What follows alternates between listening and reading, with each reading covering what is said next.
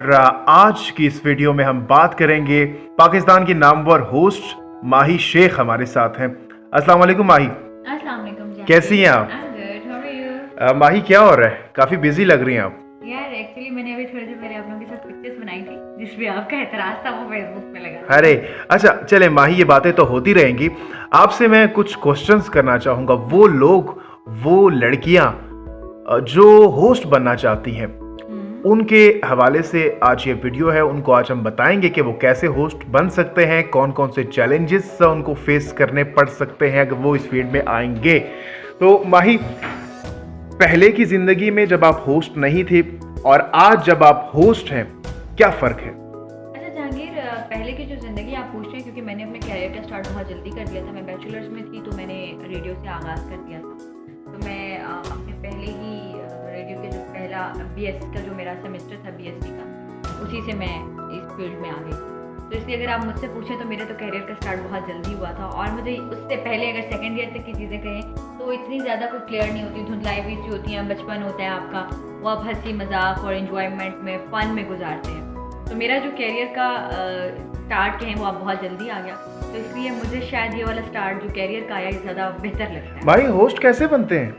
Host कैसे बनते हैं? होस्ट आपको बहुत मेहनत करनी पड़ती है, भाई प्लेट में रख के कोई चीज़ नहीं मिलती। और अगर मेरे से पूछें तो मैं, क्योंकि मेरा ताल्लुक एक पंजाबी घराने से था और मेरी उर्दू भी सेम वैसी ही थी जो हम पंजाबियों की हुआ करती है, तो उससे यहाँ तक का सफ़र बहुत मुश्किल था। मुझे बहुत सीखना पड़ा, अपने सीनियर्स के पास बैठना पड़ा, उन्हें बार बार पूछती थी ये वर्ड कैसे पढ़ते हैं, इसका सही वर्ड क्या है।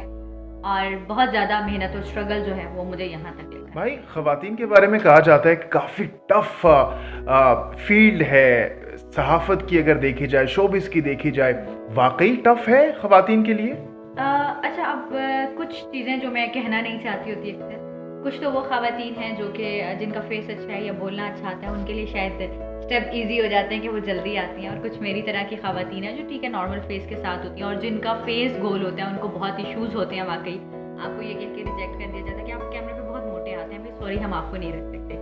चाहे उसके पीछे आपका कितना भी टैलेंट हो, कितना भी काम हो, लेकिन आपको इन चीज़ों की वजह से रिजेक्शन। कौन कौन से चैलेंजेस का सामना करना पड़ता है? लाइक जैसे मैंने अभी आपको कहा कि गोल फेस सबसे बड़ा इशू है। फिर आपको बोलना अगर आता है या सही से नहीं आता, आपको जो भी आपने स्टोरी देनी है उस स्टोरी का बैकग्राउंड पता है, इन्फॉर्मेशन आपके पास पूरी होनी चाहिए। इस तरह के बहुत सारे चैलेंजेस हैं जो आप फेस करते हैं। अच्छा, कुछ ख़वातीन कहती हैं कि हरासमेंट का भी इशू होता है, लेकिन अल्हम्दुलिल्लाह मेरे ये 2008 से लेकर अब तक की कैरियर में कोई हरासमेंट का इशू नहीं है। मैंने जिस भी वर्क स्टेशन में काम किया, एज अ फ्रेंड सब मेरे साथ रहे, एज अ फैमिली रहे, तो मैं उन लोगों में से एक लकी हूँ। चले माही, जाते जाते आपसे आखिरी सवाल करना ये चाहूँगा, क्या मैसेज देना चाहेंगी उन लड़कियों को जो होस्ट बनना चाहती हैं? उनको ये कहूँगी कि वर्क हार्ड, प्लेट में रख के, जैसे मैंने पहले कहा, कोई चीज़ नहीं मिलती। मेहनत करें, स्ट्रगल करें, मेहनत करेंगे तो फल मिलेगा, मेहनत नहीं करेंगे तो कुछ भी नहीं मिलेगा। रातों रात कोई भी चीज़ नहीं होती। एकदम से ऊपर जाने की जो ख्वाहिश होती है वो आपको बहुत जल्दी फील्ड से बाहर भी निकाल देती है, आप उतनी ही जल्दी बाहर आ जाते हैं। तो कोशिश करें, मेहनत करते रहें और दिल से करें, और बहुत ज़्यादा पेशेंस की ज़रूरत है इसमें। पेशेंस के साथ रहेंगे तो इंशाल्लाह कामयाबी आपका मुकद्दर होगी।